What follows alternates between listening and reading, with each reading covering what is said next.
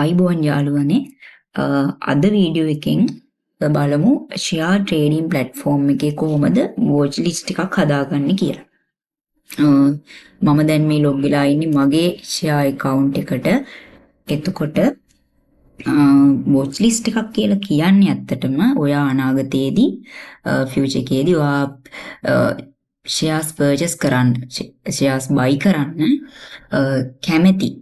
කැමති ඒවා ලිස්ට් එකක් විදිහට හදාගෙන තියාගන්න එක. ඔයාලට එහෙම නැත්නම් මෙතනින් ෆුල් වොච් ලිස්ට් ඉක්විටි එකේ තියෙන මේ ෆුල් තියෙන ඔක්කොම ෂෙයාස් බලන්න වෙනවනේ. ඒතකොට මෙතනින් සර්ච් කළා තමයි ඔයාලට ගන්න වෙන්නේ. ඒක ඔයාලට කරදරයි. ඒතර ඔයාලට පුළුවන් වෙනම වොච් ලිස්ට් එකක් හදාගන්න. ඔයා කැමති ෂෙයාස් දාලා. එක්සැම්පල් එකක් විදිහට ජෝන් කීස් හෝල්ඩින් එක ඔයාලට පර්චේස් කරන්න ඕනේ. කමර්ෂල් බැංක් එකේ ෂෙයාර්ස් පර්චේස් කරනවා. එහෙම නැත්නම් LOC හෝල්ඩින් එකේ ෂෙයාර්ස් පර්චේස් කරනවා. ඒතර ඔයාලට ඒ කැමති ෂෙයාර්ස් ටික වෙනමම වොච් ලිස්ට් එකකට දාලා ඔයාලට ලිස්ට් එකක් හදාගන්න පුළුවන්. ඇත්තට මේක හදන එකෙන් ඔයාලට මාකට් එකේ ෆුල් වොච් ලිස්ට් එක බලලා ෂෙයාර්ස් බලන්න අවශ්‍ය වෙන්නේ නැහැ. ඒතකොට කෙලින්ම ඔයාගේ වොච් ලිස්ට් එකට මෙතනින් කස්ටම් වොච් ලිස්ට් ගියාම මෙතනින් ඔයාලට අදාළ වොච් ලිස්ට් ටික බලලා ඔයාලට අදාළ එක බලන්න පුළුවන්. මේ මම හදාගත්තු ටිකක් තියෙන්නේ. ඒ වගේම ඔයාලට ඔයා කැමති ෂෙයාර්ස් ඔයාලට බලන්නත් පුළුවන්. ප්‍රයිස් එක වැඩි වෙනවද අඩු වෙනවද ඒක නිතර ඔයාලට බලන්න ඕන. ඔයා හදාගත්ත තියෙන ඔයාට අදාළ ඔයා කැමති ෂෙයාර්ස් නේ. එතකොට ඒ ෂෙයාර්ස් වල ෂෙයාර්ස් ප්‍රයිස් වැඩි වෙනවද අඩු වෙනවද කියලාත් ඔයාලට මේකෙන් බලා ගන්න ලේසි. අපි බලමු කොහොමද ලිස්ට් එක හදාගන්නේ කියලා. මේකේ platform එක. එතකොට ඔයාලට මේකේ මෙන්න මෙතන පෙන්නනවා edit කියලා එකක්.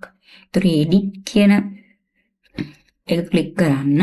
ඒතර ඔයාලට මේ වගේ dialog box එකක් එන මේ විදිහට. ඒතර ඔයාලට පුළුවන් මෙතන කැමති name එකක් දෙනවා. ඔයාගේ වොච් ලිස්ට් එකට ඔයා කැමති name එකක් දෙන්න පුළුවන් ඔයාලට. දැන් මේකට දුන්නොත් පෝර්ට්ෆෝලියෝ කියලා පෝර්ට්ෆෝලියෝ 2 කියලා දෙනවා මම. හරිද? එතකොට මට මෙතනින් මේක දීලා ඔයාලට කලින් තියෙන එක මේ රීනේම් කරන්නත් පුළුවන්. ඩිලීට් කරලා අයින් කරලා දාන්නත් පුළුවන්. මේ දැන් මම මෙතන ඇඩ් කරන්න ඕන මට හදාගන්න. ඒතර මම මෙතනින් පෝර්ට්ෆෝලියෝ 2 කියලා ඇඩ් කරගත්තා. හරිද? මගේ එක හැදුණා මෙතන. ක්ලෝස් කරා. හරිද? ක්ලෝස් කරලා මෙතන මේක ක්ලෝස් කරලා ඔයාලට ගිහිල්ලා මෙතනින් ඔයාගේ පෝර්ට්ෆෝලියෝ එකේ පෝර්ට්ෆෝලියෝ 2 කියලා මෙතන ක්‍රියේට් වෙලා තියෙනවා. ඒතර ඒකට ඔයාලට ගිහිල්ලා ඔයා කැමති ඒවා මෙතනින් හදාගන්න පුළුවන්. මේකේ මේ ඩිෆෝල්ට් එක විදිහට මගේ මම සම්පත් සිකියුරිටි. එතකොට මම මෙතන සම්පත් බැංක් එකක ඩිෆෝල්ට් විදිහට ඇඩ් වෙලා තියෙනවා. ඒක ඔයාලට මෙතන රිමූව් කරගන්නත් ඕන නම් පුළුවන්. දැනට මම රිමූව් කරන්න යන්නේ නැහැ. ඔයාලට මෙතෙන්ට දැන් බලමු ඔයා කැමති මේකට ඇඩ් කරගන්න ෂෙයාර්ස් කමර්ෂල් බැංක් එකේ. ඒකට මම මෙන්න මෙතන පේනනේ දායිනේ ඇඩ් සිකියුරිටි කියලා තියෙනවා. ඒතර මම දැන් ඉන්නේ මේ කස්ටම් වොච් එකේ. මෙතන ගිහිල්ලා කස්ටම් වොච් එකේ මෙතන අපි හදාගත්තු වොච් ලිස්ට් එකේ තමයි මම ඉන්නේ. එතකොට ඒකට මට දැන් ඇඩ් කරගන්න ඕන. ඒතර මම මෙතෙන්ට ගිහිල්ලා ඇඩ් සිකියුරිටි දෙන්න. මෙන්න මේ ප්ලස් අයිකන් එකක් තියෙනනේ. ප්ලස් අයිකන් එක ක්ලික් කරන්න. එතකොට මෙතන ෂෙයාර්ස් ඔක්කොම පෙන්නනවා. එතකොට ඔයාලට තියෙන්නේ මෙතනින් අදාළ කම්පැනි එක සිලෙක්ට් කරගන්න. ෂෙයාර්ස් සිලෙක්ට් කරගන්න. ඒතර දැන් මමට ඕන කමර්ෂල් බැංක් නේ. මම කමර්ෂල් බැංක් කියලා සර්ච් කරනවා. ඉතින් කමර්ෂල් බැංක් ඔෆ් සිලෝන් ඒක ඇඩ් කරගන්න පුළුවන් කැමති. කමර්ෂල් බැංක් සිලෙක්ට් වුණා. ඊට පස්සේ මෙතනින් ඇඩ් දෙන්න තියෙන්නේ. ඒතර කෝස්ට් කරා. මෙතන කමර්ෂල් බැංක් එක ඇඩ් වුණා. ඔයාලට තව එකක් ඇඩ් කරමු. LOC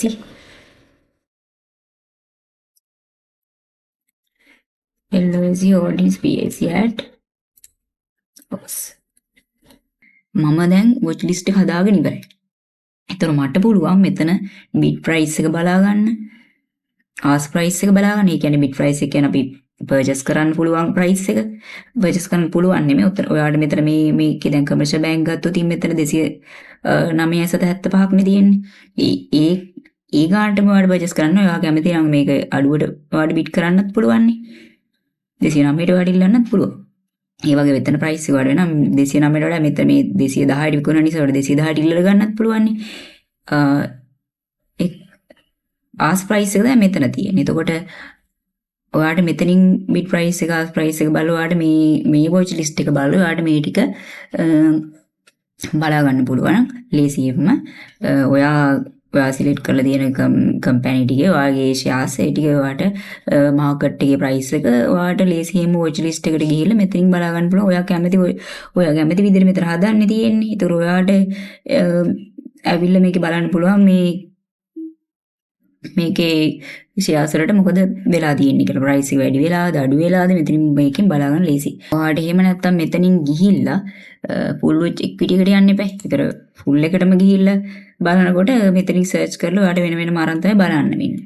ඒතර ඒක වාගේ අර ඔයා දාන් ඉන්න ඔයා බලන කොටස් වලම කම්පෙයාර් කරලා බලන්න ඒ වගේ ඔයාට බෑ අමාරුයි. මෙතන ඔක්කොම පෙන්නනනේ.